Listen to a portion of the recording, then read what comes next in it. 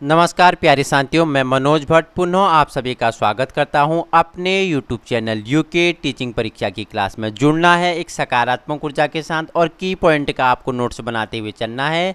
आगामी UK triple SC and UK PSC जितना भी एग्जाम कंडक्ट कराएगा उनकी दृष्टि से, ठीक है, आपका एलटी और पीसीएस की दृष्टि से महत्वपूर्ण है, एसआई के लिए भी महत्वपूर्ण होगा, ठीक है।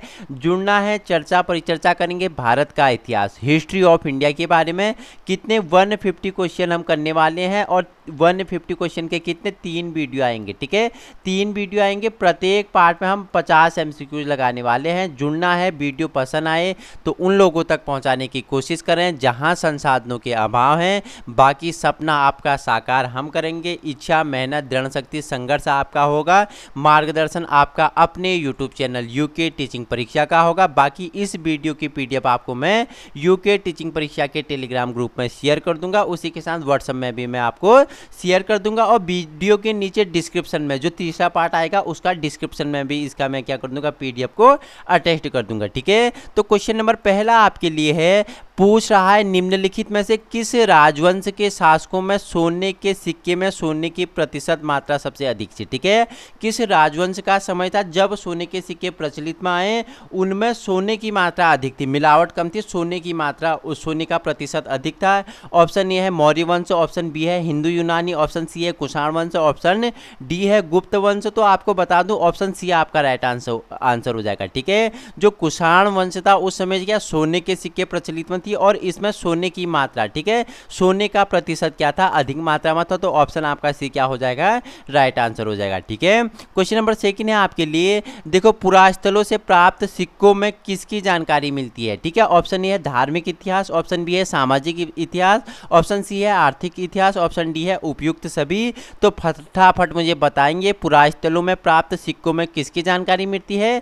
तो देखो धार्मिक इतिहास की भी मिलती है, सामाजिक इतिहास का भी मिलती है, जो आर्थिक इतिहास है इसकी भी मिलती है, ठीक है। तो उपयुक्त सभी, ऑप्शन डी आपका क्या हो जाएगा, राइट आंसर हो जाएगा, ठीक है। क्वेश्चन थर्ड है आपके लिए, देखो सबसे अधिक सोने के सिक्के किस राजवंश के प्राप्त हुए हैं, सर्वाधिक सोने के सिक्के किस राजवंश के प्राप्त हुए हैं पूछ रहा है।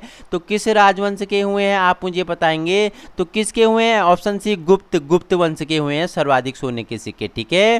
क्वेश्चन फोर्थ है, भारत में सर्वप्रथम सोने के सिक्के चलवाने का श्रेय प्राप्त है, इंपोर्टेंट है, किसने सर्वप्रथम भारत में सोने के सिक्के चलवाए बताओ। हिंदी यूनानी शासकों ने, कुषाण शासकों ने, शक शासकों ने, पल्लव शासकों ने, महत्वपूर्ण है। तो किसने, ऑप्शन ए हिंदी यूनानी शासकों ने सर्वप्रथम क्या चलवाए थे, सोने के सिक्के चलवाए थे, ठीक है। तो इन्हें से जाता है। क्वेश्चन नंबर 5 है, हवन कुंड के अस्तित्व का साक्ष्य मिलता है, कहां से मिला, कालीबंगा से मिला, लोथल से मिला, रंगपुर से मिला, मांडा से मिला। तो कहां से मिला मुझे बताना, हवन कुंड के अस्तित्व का साक्ष्य कहां से मिलता है, फटाफट बताएंगे मुझे, ये कहां से मिला, ये कालीबंगा से मिला, ठीक है। अग्नि वेदिकाएं कहां से मिली, कालीबंगा से मिली, ठीक है। हवन कुंड कहां से, कालीबंगा से, ठीक है। लोथल से क्या मिला, बड़ा गोदीवाड़ा मिला, ठीक है। रंगपुर से क्या मिला आप मुझे बताएंगे, ठीक है। क्वेश्चन 6 है, मन के बनाने का कारखाना कहां से कहां प्राप्त हुआ है, मन के बनाने का कारखाना बनावली से, लोथल से, चोहंदड़ो से और कोट दीजे से, ठीक है। तो कहां से मन के बनाने का कारखाना प्राप्त हुआ है, क्वेश्चन 6 आपको बता देता हूं, ऑप्शन सी चोहंदड़ो से, ठीक है। चोहंदड़ो से मन के बनाने का क्या कारखाना प्राप्त हुआ है, ठीक है। क्वेश्चन 7 अभी मैंने बताया गोदीवाड़ा, बड़ा गोदीवाड़ा का अस्तित्व कहां मिलता है, तो ये कहां मिलता है, ये लोथल में, ठीक है। लोथल कहां वर्तमान में के किस राज्य में पड़ता है लोथल, आप मुझे बताएंगे, ठीक है। हाल के कूड़ रेखा का साक्ष्य मिला है, ठीक है, हाल के कूड़ रेखा का साक्ष्य प्राप्त हुआ है, option A Harappa, option B Mohenjodaro, option C Kalibangan, option D Banawali. तो कहां से मिला है, देखो सिंधु घाटी सभ्यता का सबसे बड़ा शहर हड़प्पा है, ठीक है, हड़प्पा। तो आपको बताना है कहां से हाल के कूड़ रेखा साक्ष्य प्राप्त हुए हैं, तो कहां से हुए हैं, तो कालीबंगा से हुए हैं, कालीबंगा, ऑप्शन सी आपका राइट आंसर हो जाएगा, ठीक है। ऋग्वेद के मंत्रों का संकलन हुआ 1500 बीसी, ठीक है, 1000 बीसी, 1500 से 1000 बीसी। तो कब हुआ, ऋग्वेद में मंत्रों का संकलन पूछेगा तो देखो जो वैदिक काल था उसे 2 भागों में बांटा गया था, एक ऋग्वैदिक काल जो 1500 से 1000 बीसी था और एक आपका उत्तर वैदिक, ठीक है। उत्तर वैदिक आपका 1000 से 600 ईसा पूर्व पूर्व था। तो ऋग्वेद में मंत्रों का संकलन कब मिला? तो जो आपका ऋग्वैदिक काल था, ठीक है, ऑप्शन बी 1500 से 1000 BC के बीच मिला है, ठीक है, याद रखना। क्वेश्चन नंबर 10 है आपके लिए इंपॉर्टेंट है, शतपथ ब्राह्मण का संबंध किससे है? ऋग्वेद से है, यजुर्वेद से है, सामवेद से है, अथर्ववेद से है? तो ऋग्वेद सबसे पुराना वेद है, ठीक है, बताना है, ठीक है। अथर्ववेद में क्या मिले हैं बताओ? सभा और समिति की चर्चा अथर्ववेद में है क्या? मुझे बताना, ठीक है। सामवेद, साम मतलब क्या होता है? गान, संगीत का वेद सामवेद है, ठीक है। वेदों का क्या अर्थ क्या होता है? ज्ञान, वेद मतलब ज्ञान, ठीक है। तो शतपथ ब्राह्मण का संबंध पूछ रहा है, तो शतपथ ब्राह्मण का किससे? तो यजुर्वेद, ऑप्शन बी यजुर्वेद से है, ठीक है। तो यजुर्वेद में आप मुझे बताएंगे यजुर्वेद क्या था? ऐसा क्या था? एक वेद था जो गद्य और पद्य दोनों में संकलन मिलता है। किसका? यजुर्वेद का गद्य और पद्य दोनों में संकलन मिलता है, ठीक है। और ऋग्वेद में आपको बताना है कितने मंत्र, कितने ऋचाएं हैं बताओ मुझे। ऋचाएं बताएंगे, मंत्र तो आपको पता है 1028 है, आप ऋचाएं बताएंगे तो कितने हैं? 10,552। कितनी ऋचाएं हैं इसमें?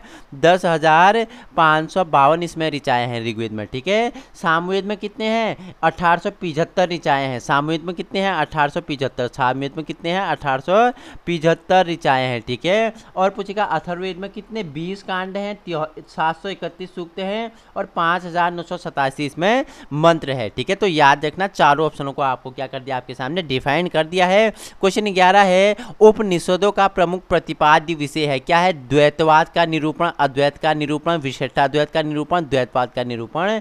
तो किसका है? तो आप बताएंगे ऑप्शन बी अद्वैत का निरूपण, अद्वैतवाद का निरूपण, ऑप्शन बी आपका राइट आंसर हो जाएगा, ठीक है। क्वेश्चन आपके लिए 12 है, वेदांत के रूप में किसे जाना जाता है? उपनिषद, ब्राह्मण ग्रंथ, आरण्यक ग्रंथ और स्मृतियां। तो वेदांत के रूप में किसे? उपनिषद। उपनिषद का अर्थ क्या होता है? गुरु के समीप बैठना। उपनिषद कितने हैं? 108 उपनिषद, ठीक है। पुराण कितने हैं? 17 पुराण है, ठीक है। क्वेश्चन नंबर 13 है आपके लिए, निम्नलिखित में से किन चेर शासकों ने अधिराज की उपाधि धारण की? तो किस चेर शासक ने अधिराज की उपाधि धारण की थी? तो 13 का राइट आंसर, अधिराज की उपाधि धारण कौन करता है?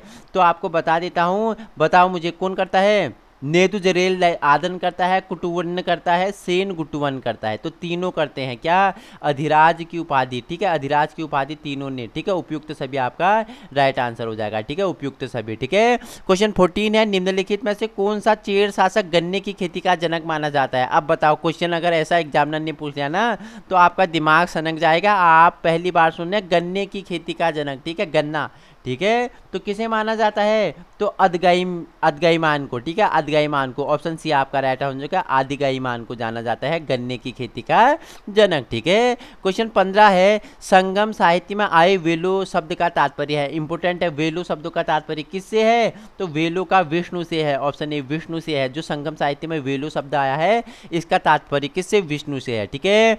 चेरो की राजधानी थी, कहाँ थी? इंपोर्टेंट है, चेरो की राजधानी कहाँ थी? फटाफट बताएंगे। तो चेरो की राजधानी कहाँ थी?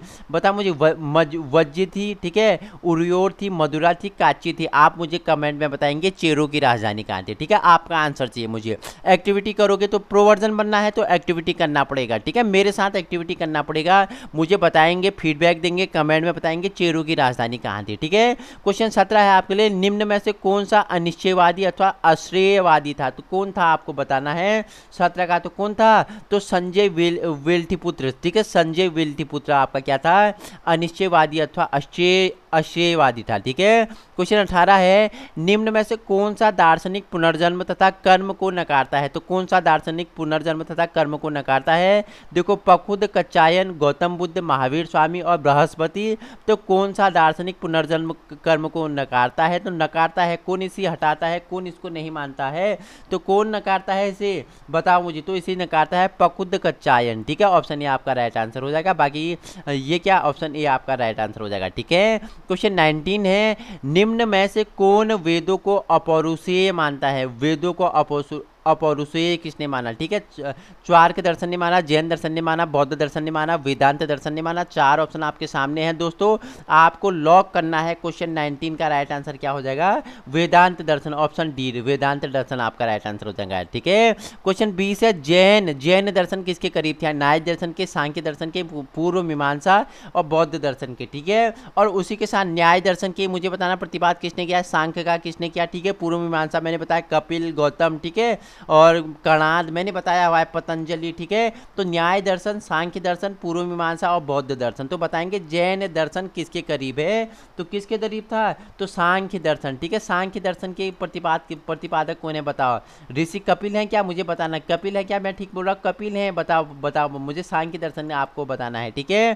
क्वेश्चन 21 है, कितने वर्षों की तपस्या के बाद महावीर स्वामी जिन कहलाए, तो कितने वर्षों की तपस्या के बाद ये जिन कहलाए, बताओ मुझे, जिन कितने वर्षों की तपस्या की इन्होंने, फटाफट बताओ। उसके बाद इनका नाम क्या, तो 12 वर्षों की कठोर तपस्या के बाद इन्हें ज्ञान प्राप्त हुआ, जिसके बाद ये जिन कहलाए, ठीक है। जन्म कहाँ हुआ था, जन्म इनका कहाँ हुआ था, बताओ, कुंडल ग्राम वैशाली में हुआ था, कब, 599 ईस्वी में, ठीक है, ईस्वी में। देखो महावीर स्वामी की जन्म मैंने बताया था, मृत्यु पूछ लिया आपसे, तो मृत्यु यहाँ पावापुरी, ठीक है, ऑप्शन बी पावापुरी में इनकी मृत्यु हुई थी, कब हुई थी आप मुझे बताएंगे, 527, पावापुरी कहाँ, राजगीर के निकट पड़ता है, 527 में, ठीक है, 527 ईस्वी में इनकी मृत्यु पावापुरी राजगीर के निकट में होता है। जन्म कहाँ हुआ था, 599 में, मैंने बताया कुंडल ग्राम वैशाली में हुआ था, ठीक है। क्वेश्चन आपके लिए 23 है, पार्श्वनाथ के अनुयायियों को क्या कहा जाता है, कि बताओ मुझे पार्श्वनाथ के, ठीक है, ठीक है। तो मुझे बताना पार्श्वनाथ को कितने नंबर के तीर्थंकर थे, 23वें नंबर के तीर्थंकर थे, ठीक है।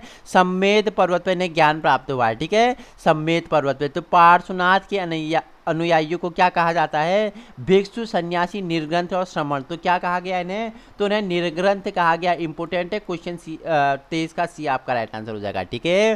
क्वेश्चन 24 है, किस ग्रंथ में महावीर स्वामी के ज्ञान प्राप्ति का सविस्तार वर्णन मिलता है, कल्पसूत्र, ग्रहसूत्र, भगवती सूत्र और महाभारत। तो किसका, महावीर स्वामी के ज्ञान का प्राप्त क्या सविस्तार वर्णन किस में मिलता है पूछ रहा है, तो किस में मिलता है, कल्पसूत्र, कल्पसूत्र ऑप्शन ये आपका क्या हो जाएगा, राइट हो जाएगा, ठीक है। क्वेश्चन नेक्स्ट है आपके लिए, पूछ रहा है निम्न में से कौन सा दर्शन पुनर्जन्म मानता है पर आत्मा की सत्ता नहीं मानता। पूछ रहा है कौन सा दर्शन है जो पुनर्जन्म को तो मानता है पर आत्मा की सत्ता को नहीं मानता है। जैन दर्शन, बौद्ध दर्शन, स्वार्ग दर्शन और सांख्य दर्शन। तो 25 का राइट आंसर क्या हो जाएगा, बौद्ध दर्शन, ऑप्शन बी आपका राइट आंसर हो जाएगा, ठीक है। शून्यवाद का जन्मदाता माना जाता है, किसे माना जाता है, नागार्जुन, वसुबंधु, असंग और महाकच्चायन को किसे शून्यवाद का जन्मदाता माना जाता है, तो नागार्जुन ऑप्शन ये आपका राइट आंसर हो जाएगा, ठीक है। क्वेश्चन 27 है, बौद्ध दर्शन का प्रमुख प्रतीत समुत्पाद सिद्धांत माना जाता है, कर्मवाद, कार्य कारणवाद, अनात्मवाद और क्षणभंगवाद। तो किस पे माना जाता है, बौद्ध दर्शन का प्रमुख प्रतीत समुत्पाद सिद्धांत किस पे माना जाता है, 27 का राइट आंसर बताएंगे तो ये कार्य कारणवाद, ऑप्शन बी आपका राइट आंसर हो जाएगा, ठीक है। बौद्ध संघ के आचरण के नियमों का विधान किसमें मिलता है, विनय पिटक, सुत्त पिटक, अधिधम्म पिटक और उपयुक्त सभी। मैंने बताया था विनय क्या मैंने बताया था, विनय पिटक बताए हैं, सुक्त पिटक बताया है, अधिधम्म पिटक बताया है। तो बौद्ध संघ, बौद्ध के संघ के संबंधी आचरण और नियम का विधान किस में मिलता है बताना है मुझे, सुत्त पिटक अधिधम्म किस में मिलता है बताओ मुझे, तो किस में मिलता है,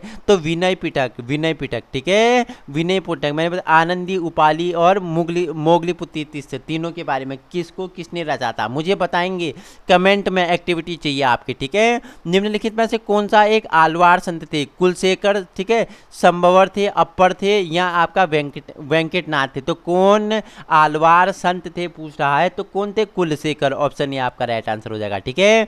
निम्नलिखित में से किसके लिए वर्णन है कि विदिशा में वासुदेव के सम्मान में गरुड़ स्तंभ स्थापित किया गया, इंपोर्टेंट है 30, राइट आंसर क्या हो जाएगा, तो हेलियोडोरस, ठीक है, ऑप्शन डी आपका राइट आंसर हो जाएगा, ठीक है। भागवत धर्म को व्यापक लोकप्रियता मिली, कब मिली, पूर्व वैदिक काल में, मौर्य काल में, गुप्त काल में, गुप्तोत्तर काल में। तो भागवत धर्म को व्यापक लोकप्रियता कब मिली, तो 31 कब मिली, गुप्त काल में, ऑप्शन सी आपका राइट आंसर हो जाएगा, ठीक है। क्वेश्चन 32 है, निम्नलिखित में से किस शासक ने आदि बराह की उपाधि धारण की थी, इंपोर्टेंट है, किस शासक ने आदि बराह की उपाधि धारण की थी, तो किसने की, फटाफट बताएंगे मुझे, किसने की थी बताओ मुझे, तो ये प्रतिहार नरेश भोज ने की थी, ऑप्शन ए प्रतिहार नरेश भोज ने क्या आदि बराह की उपाधि धारण की थी। क्वेश्चन 33 है, कौटिल्यकृत अर्थशास्त्र किस राजवंश का विस्तृत प्रकाश पड़ता है, तो जो अर्थशास्त्र है उसमें आपको पता है, इजी क्वेश्चन है, तो मौर्य वंश, ऑप्शन ए आपका राइट आंसर हो जाएगा, ठीक है। क्वेश्चन 34 है, किस साहित्य में मौर्य को क्षत्रिय कहा गया, तो किस साहित्य में मौर्य को क्षत्रिय कहा गया, तो किस में कहा गया मुझे बताएंगे तो बताओ मुझे, बौद्ध साहित्य और जैन साहित्य, ठीक है। ऑप्शन बी और सी, बी और सी दोनों आपके राइट आंसर हैं। बी और सी में क्या, मौर्यों को क्या कहा गया, क्षत्रिय कहा गया। किस ग्रंथ में मौर्यों को शूद्र की कोटि में रखा गया, 35 का बताएंगे। मौर्यों को शूद्र की कोटि में किस ग्रंथ में रखा गया, ब्राह्मण ग्रंथ, जैन ग्रंथ, बौद्ध ग्रंथ, ईसाई ग्रंथ।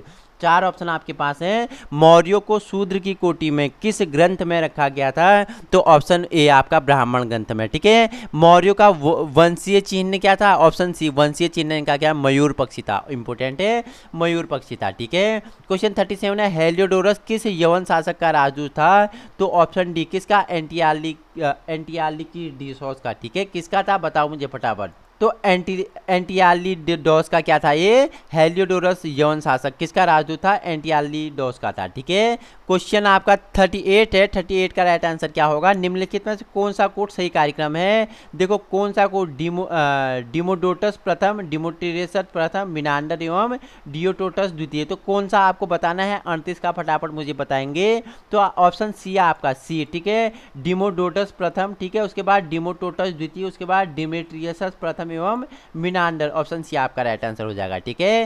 क्वेश्चन 39 है, पहल्लव वंश का सबसे शक्तिशाली शासक पूछेगा, तो पहल्लव वंश का कौन था, गोडाफन्नीस था। गोडाफन्नीस कौन सा वंश का था, ये पार्थियन वंश, पार्थियन वंश का से बिलोंग कर रहा था, ठीक है। पार्थियन वंश का क्या था, राजा था गोल्डियन फन्नीस। पहल्लव वंश का क्या था, ये जिसे आप क्या बोलते हैं, पार्थियन वंश भी बोलते हैं, उसका शासक था गोडाफन्नीस, सर्वाधिक क्या था, शक्तिशाली था, ठीक है। क्वेश्चन 40 है आपके लिए, पहल्लव वंश का वास्तविक संस्थापक पूछेगा, तो कौन था, फटाफट बताएंगे मुझे, कौन था पहल्लव वंश का, तो कौन था, मिथ्रेडेटस था। ऑप्शन बी मिथ्रेडेटस क्या था, पहल्लव वंश का वास्तविक संस्थापक था, ठीक है। क्वेश्चन 41 है, एरन के अभिलेख से किस गुप्त शासक पर प्रकाश पड़ता है, चंद्रगुप्त प्रथम, समुद्रगुप्त, चंद्रगुप्त द्वितीय, स्कंदगुप्त, तो एरन के अभिलेख से किस गुप्त शासक पर प्रकाश पड़ता है पूछ रहा है, तो समुद्रगुप्त, समुद्रगुप्त, ठीक है। महाराजा धीराजा की उपाधि धारण करता है, ठीक है। एक तो किया किसने, इसके पिता ने किया, पिता का नाम बताना, ठीक है। कुमारा देवी और चंद्रगुप्त, चंद्रगुप्त का, ठीक है। कुमारा देवी और चंद्रगुप्त का प्रोडक्ट समुद्रगुप्त, ठीक है। चंद्रगुप्त ने भी क्या किया था, चंद्रगुप्त ने भी क्या किया था मुझे बताना, चंद्रगुप्त ने भी क्या किया था, महाराजा धीराज की क्या की था, उपाधि धारण की थी, और समुद्रगुप्त भी करता है, ठीक है। देखो इसका दरबारी कवि हुआ करता था एक हरिशेन, हरिशेन किसका दरबारी कवि था, समुद्रगुप्त था, ठीक है। प्रयाग प्रसिद्धि के रचनाकार कौन है, यही हरिशेन है, किसके बिहार में लिखता है, समुद्रगुप्त के उसमें, ठीक है। तो किसका पुत्र था, तो किसका पुत्र आपने बताया, चंद्रगुप्त, और किसका आपने बताया, कुमारा देवी का, ठीक है। क्वेश्चन 42 है आपके लिए, समुद्रगुप्त के दक्षिणापथ अभियान के संदर्भ में कुछ तथ्य दिए गए हैं, इनमें से असत्य कूट का चयन करना है। ऑप्शन ए है, इस अभियान का उल्लेख प्रयाग प्रशस्ति एवं एरन अभिलेख दोनों में मिलता है। ऑप्शन बी है, दक्षिणापथ के 12 राज्यों का नाम मिलता है। ऑप्शन सी है, समुद्रगुप्त के दक्षिणापथ के राज्यों को जीतकर उसे भेंट आदि लेकर मुक्त कर दिया। ऑप्शन डी है, दक्षिणापथ के विजित राज्यों में काजी का राजा विष्णुगुप्त भी था। तो फटाफट 42 का बताएंगे कि आपको कौन सा सही है, तो फटाफट मुझे बताएंगे 42 का राइट आंसर, तो ऑप्शन ए आपका, ठीक है। इस अभियान का उल्लेख प्रयाग प्रशस्ति एवं एरन अभिलेख दोनों में मिलता है, ठीक है। क्वेश्चन 43 है आपके लिए, निम्नलिखित में से कौन सा अभिलेख, देखो चंपुरौली का उदाहरण है, इंपोर्टेंट है, कौन सा अभिलेख चंपुरौली का उदाहरण है, एरन अभिलेख, प्रयाग प्रशस्ति, मंदसौर अभिलेख और ऐहोल अभिलेख। तो आपको बताना है चंपुरौली का उदाहरण कौन सा अभिलेख है, तो प्रयाग प्रशस्ति है, ऑप्शन बी आपका राइट आंसर हो जाएगा, ठीक है। प्रयाग प्रशस्ति में उत्कीर्ण समतल, ठीक है, समतट डवांक हो गया तथा कामरूप राज्य स्थित था, कहाँ, उत्तरी भारत में, पश्चिमी भारत में, दक्कन में, पूर्वी भारत में, तो 44 का कहाँ था ये, तो पूर्वी भारत, पूर्वी भारत, ऑप्शन डी आपका राइट आंसर हो जाएगा, ठीक है। क्वेश्चन 45 है, मत्त विलास प्रहसन, ठीक है, इंपोर्टेंट है, मत्त विलास प्रहसन का रचनाकार कौन था, बिल्कुल इंपोर्टेंट है, स्टार लगा लेना है 5। तो किसने मत्त विलास प्रहसन की रचना की, तो महेंद्र वर्मन प्रथम, ठीक है, महेंद्र वर्मन प्रथम, ऑप्शन ए आपका राइट आंसर हो जाएगा, ठीक है। क्वेश्चन 46 है आपके लिए, पहल्लव वंश का महान शासक कौन था, पहल्लव वंश का महान शासक कौन होता है, तो नरसिंह वर्मन प्रथम, ठीक है, ऑप्शन बी आपका नरसिंह वर्मन प्रथम होता है। क्वेश्चन 47 है आपके लिए, महान वातापी के चालुक्य शासक पुलकेशन द्वितीय को पराजित करने वाला पल्लव शासक था, तो बताना है पुलकेशिन द्वितीय को क्या पराजित करने वाला पल्लव शासक, तो किस पल्लव शासक ने महान वातापी के चालुक्य शासक पुलकेशिन द्वितीय को पराजित किया? तो किसने किया? नरसिंहवर्मन प्रथम ने किया। ऑप्शन ए आपका राइट आंसर हो जाएगा। ठीक है, तो 50 क्वेश्चन हम करने वाले हैं। तो नेक्स्ट क्वेश्चन आपके लिए है, आइए चर्चा परिचर्चा कर लेते हैं। क्वेश्चन 48 है, नरसिंहवर्मन प्रथम ने कौन सी उपाधि धारण की थी? तो नरसिंहवर्मन प्रथम ने कौन सी उपाधि धारण की थी? अवनी सिंह, त्रिलोक सम्राट, मामल्ल और मत्त विलास। तो नरसिंहवर्मन ने क्या, मामल्ल के नाम से इसे जाना जाता है, मामल्ल। ऑप्शन सी आपका राइट आंसर हो जाएगा। ठीक है, क्वेश्चन नेक्स्ट है आपके लिए, क्या पूछ रहा है अशोक के 13वें शिलालेख में किस दक्षिण भारतीय राजवंश का उल्लेख मिलता है? चोल, चेर, पांड्य और क्या पल्लव। ठीक है, तो किस अशोक के कौन सा अभिलेख, 13वें अभिलेख में किस दक्षिण भारतीय राजवंश का उल्लेख मिलता है? तो किसका मिलता है? पल्लव का मिलता है। ठीक है, पल्लव का मिलता है। ठीक है, क्वेश्चन आपके लिए अंतिम है आज का 50, किस अभिलेख में राजाधिराज प्रथम ने लंका विजय पर चालुक्यों के साथ संघर्ष की सूची मिलती है? ठीक है, त्रिवेंद्रपुरम अभिलेख, ठीक है, मणिमंगलम अभिलेख और करंडरे दानपत्र अभिलेख, तंजौर मंदिर में उत्तीर्ण अभिलेख। तो राजधिराज प्रथम के लंका विजय तथा चालुक्यों के साथ संघर्ष की सूचना किस अभिलेख में मिलती है? तो किस अभिलेख में? तो ऑप्शन आपका बी राइट हो जाएगा, इंपोर्टेंट है, मणिमंगल अभिलेख। ठीक है, तो हमने रैपिड फायर में 50 महत्वपूर्ण एमसीक्यूज के इंडिया भारत का इतिहास से महत्वपूर्ण क्या किए, 50 एमसीक्यूज कर लिए। ठीक है, भाग पहला हमारा कंप्लीट हो गया, भाग 2 और लेके आऊंगा। ठीक है, जिसमें हम कितने 100 क्वेश्चन करेंगे। पहला भाग 50 एमसीक्यूज, दूसरा भाग 50 एमसीक्यूज और तीसरा भाग 50 एमसीक्यूज। टोटल हम 150 रैपिड फायर 150 एमसीक्यूज करने वाले हैं। जुड़ जाना है, वीडियो पसंद आए तो उन लोगों तक पहुंचाने की कोशिश करनी है जहां संसाधनों का अभाव है। सपना आपका साकार हम करेंगे, इच्छा, मेहनत शक्ति, दृढ़ शक्ति, संघर्ष आपका होगा, मार्गदर्शन आपका अपने यूके टीचिंग परीक्षा का होगा। बाकी पीडीएफ आपको कहाँ मिल जाएगा? टेलीग्राम ग्रुप यूके टीचिंग परीक्षा में मिल जाएगा, आप वहां से इसे डाउनलोड कर सकते हैं। Thank you so much.